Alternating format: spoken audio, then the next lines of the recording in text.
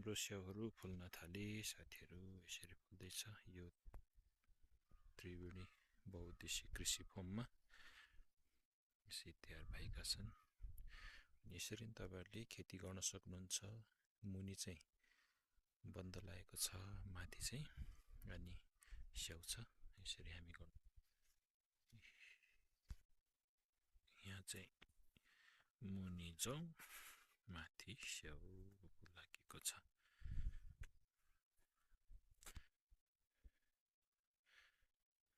तराईमा फल्ने, मध्य पहाडमा फल्ने अनि पहाडमा फल्ने स्याउका बिरुवाहरू हामीसँग उपलब्ध छन्।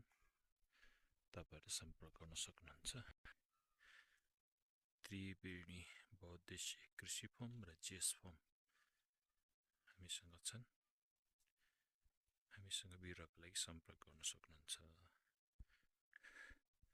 यहाँ चाहिँ सुन्तला लागिरहेको छ, यता चाहिँ स्याउ लागेको छ। हामी तपाईहरुलाई हरेक किसिमका स्याउको बारेमा अनि फलफुल जति पनि बिरुवाहरू छन् ती सबैको बारेमा हामी तपाईलाई सरसल्लाह दिन्छौँ। तपाईहरुले हामीसँग सम्पर्क